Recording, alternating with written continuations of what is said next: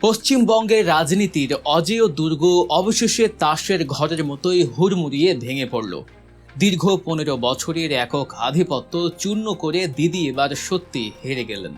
আর এই অভাবনীয় পতনের পর ক্ষমতার মসনদে বিজয়ীর বেশে কে বসেছেন জানেন?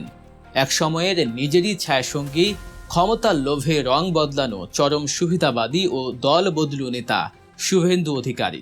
হ্যাঁ, যে মানুষটি একসময় মমতার আশীর্বাদে রাজনীতির সিঁড়ি বেয়ে উপরে উঠেছিলেন, যার নিজের কোনো রাজনৈতিক আদর্শ নেই, আজ সেই বিশ্বাসঘাতক নেতার কাছেই মমতাকে মাথা নত করতে হলো।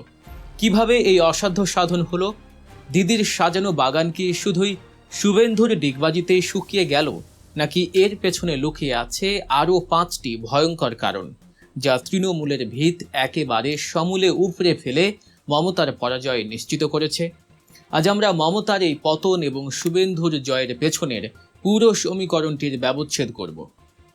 80 দশকে কাঁথির প্রভাত কুমার কলেজের ছাত্র সংসদের হাত ধরে রাজনীতির হাতেখড়ি হয়েছিল শুভেন্দু অধিকারীর। রাজনৈতিক পরিবারের ছেলে শুভেন্দু 1995 সালে কংগ্রেসের টিকিটে কাউন্সিলর হয়ে যাত্রা শুরু করলেও তার ভাগ্যে বড় কিছু লেখা ছিল অন্য জায়গায়।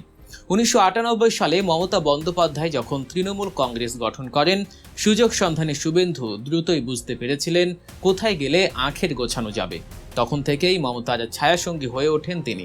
2006 সালে প্রথমবারের মতো বিধায়ক হন, কিন্তু তার রাজনৈতিক জীবনের টার্নিং পয়েন্ট আসে 2007 সালে ঐতিহাসিক নন্দীগ্রাম আন্দোলনে। বাম সরকারের জমি অধিগ্রহণের বিরুদ্ধে কৃষকদের সেই বিদ্রোহে মমতার প্রধান সেনাপতি সেজেছিলেন এই শুভেন্দু। আর সেই সুযোগ কাজে লাগিয়েই তৃণমূলের ভেতরে নিজের প্রভাব আকাশচুম্বী করে তোলেন। যুব তৃণমূলের সভাপতি থেকে শুরু করে দাপুটে সাংসদ, এমনকি 2016 সালে পরিবহন মন্ত্রীর দায়িত্ব পান তিনি। অনেকেই তখন ভেবেছিলেন ক্ষমতার লোভে অন্ধ শুভেন্দুই হয়তো তৃণমূলের ভবিষ্যৎ কাণ্ডারি।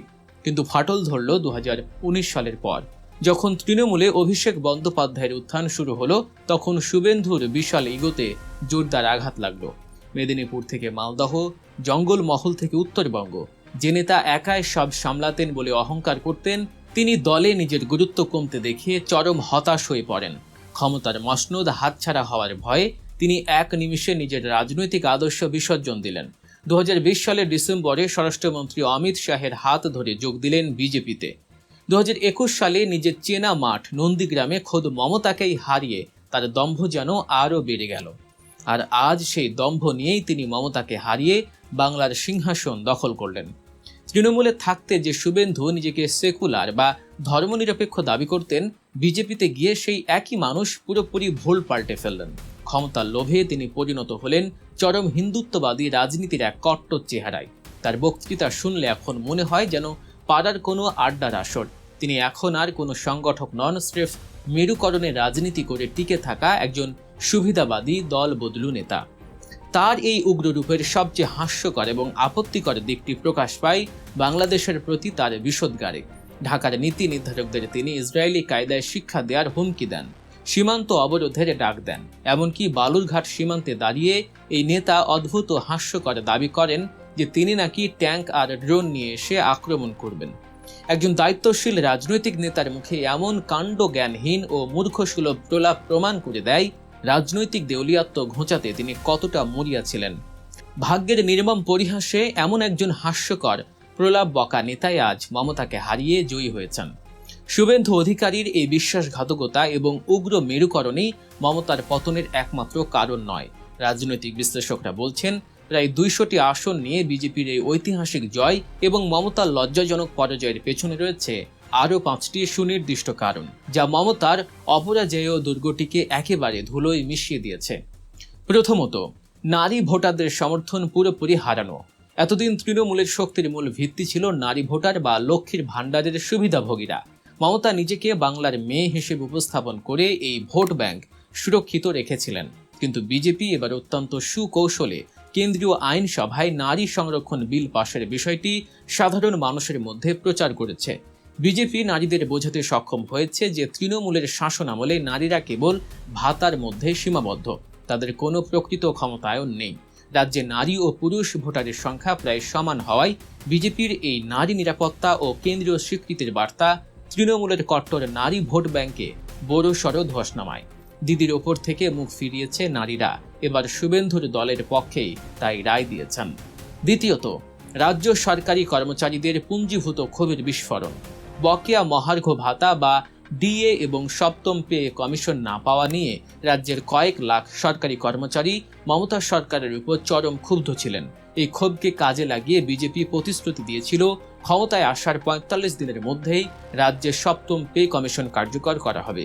এই একটি মাত্র প্রতিশ্রুতি ২০ থেকে ৫০ লাখ সার্ভিস ভোটার বা পোস্টাল ব্যালটের হিসাব পুরোপুরি বিজেপির দিকে ঘুরিয়ে দেয়। যারা একসময় তৃণমূলের হয়ে কাজ করতেন তারাই এবার ব্যালট বাক্সে মমতার বিরুদ্ধে নীরব বিপ্লব ঘটিয়েছে, তার পরাজয় নিশ্চিত করেছেন। তৃতীয়ত, মোদি বনাম মমতার লড়াইয়ে যুব সমাজের মোহভঙ্গ। বিজেপি অত্যন্ত কার্যকরভাবে সাধারণ ভোটারদের, বিশেষ করে চাকুরি প্রত্যাশী তরুণদের বোঝাতে পেরেছে যে মোদি সরকার দেশে যে পরিমাণ উন্নয়ন প্রকল্প বাস্তবায়ন করছে, তৃণমূল সরকার তা বাংলায় ঢুকতে দিচ্ছে না। প্রধানমন্ত্রী মোদির ডজন খানেক জনসভা এবং ডাবল ইঞ্জিন সরকারের প্রতিশ্রুতি রাজ্যের শিল্পহীন ও কর্মসংস্থানহীন তরুণ ভোটারদের মনে গভীরভাবে দাগ কাটে। রাজ্যের দুর্নীতি আর নিয়োগ কেলেঙ্কারিতে হতাশ তরুণরা এবার মমতাকে ছুঁড়ে ফেলে বিজেপির কর্মসংস্থানের প্রতিশ্রুতিতে বেছে নিয়ে মমতার বিদায় ঘণ্টা বাজিয়ে দিয়েছেন। চতুর্থ এবং সম্ভবত সবচেয়ে স্পর্শকাতর কারণটি হল আইন শৃঙ্খলার চরম অবনতি এবং আরজিকর হাসপাতালের নারকীয় ঘটনা। আরজিকর হাসপাতালে চিকিৎসকের সাথে ঘটে যাওয়া সেই ভয়ঙ্কর ধর্ষণ ও হত্যাকাণ্ডের ঘটনা মমতার কফিনে শেষ পেরেকটি ঠুকে দেয়। রাজ্যের সাধারণ মানুষের মনে এই বার্তা পৌঁছে গিয়েছিল যে এই রাজ্যের নারীরা আর কোনোভাবেই নিরাপদ নন। প্রতিষ্ঠান বিরোধী এই প্রবল হাওয়ায় নারী নিরাপত্তার প্রশ্নটি যখন সামনে এসে দাঁড়ায়, তখন তৃণমূলের পক্ষে জনসমর্থন ধরে রাখা অসম্ভব হয়ে পড়ে। এর পাশাপাশি দীর্ঘদিনের নির্বাচনী সহিংসতার ইতিহাস এবার বদলে যায়। নজিরবিহীনভাবে কেন্দ্রীয় বাহিনী মোতায়েন এবং কড়া নজরদারির কারণে সাধারণ ভোটাররা এবার নির্ভয়ে ভোট দিতে পেরেছেন, যা তৃণমূলের পেশিশক্তির রাজনীতিকে চিরতরে কবর দিয়ে শুভেন্দুর জয়কেই ত্বরান্বিত করেছে। পঞ্চম এবং শেষ কারণটি হল ভোটার তালিকা সংশোধন। নির্বাচন কমিশনের বিশেষ কার্যক্রমে রাজ্য থেকে এবার ২৭ লাখ ভুয়া নাম ভোটার তালিকা থেকে বাদ পড়ে। বিজেপি দীর্ঘদিন ধরেই অভিযোগ করে আসছিল যে তৃণমূল কংগ্রেস বহিরাগত বা অনুপ্রবেশকারীদের ভোট ব্যাংক হিসেবে ব্যবহার করে ভোট জিতে আসছে। যৌক্তিক অসঙ্গতির কারণে ভোটার তালিকা থেকে এই বিপুল সংখ্যক ভুয়া নাম বাদ পড়ায় এবারের নির্বাচন হয়েছে পুরোপুরি স্বচ্ছ, এমনটাই দাবি বিজেপির। প্রকৃত ভোটাররাই নাকি এবার তাদের রায় দিয়েছেন। এর ফলে আগের নির্বাচনগুলোর সমীকরণ পুরোপুরি পাল্টে যায় এবং ভুয়া ভোটের অভাবে মমতার বিশাল ভরাডুবি ঘটে বলেও বিজেপির দাবি। সব মিলিয়ে পরিস্থিতি আজ দিনের আলোর মতো পরিষ্কার। একদিকে শুভেন্দু অধিকারীর মতো একসময়ের আস্থাভাজন নেতার চরম বিশ্বাসঘাতকতা ও উগ্র মেরুকরণের রাজনীতি, অন্যদিকে নারী ভোটারদের ক্ষোভ, সরকারি কর্মচারীদের বিদ্রোহ, কর্মসংস্থানের অভাব এবং আরজিকরের মতো হৃদয় বিতরক ঘটনা তৃণমূল কংগ্রেসকে চিরতরে ক্ষমতাচ্যুত করেছে।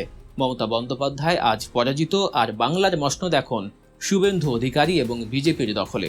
কিন্তু প্রশ্ন হলো, যে নেতা ক্ষমতার লোভে বারবার নিজের আদর্শ পাল্টাতে পারেন, যাকে নিয়ে খোদ সাধারণ মানুষের মনেই তীব্র উপহাস রয়েছে, সেই দল বদলু শুভেন্দুর হাতে বাংলার ভবিষ্যৎ ঠিক কতটা নিরাপদ? দর্শক, আজকের বিশ্লেষণটি আপনাদের কেমন লাগলো তা অবশ্যই কমেন্ট করে জানাবেন।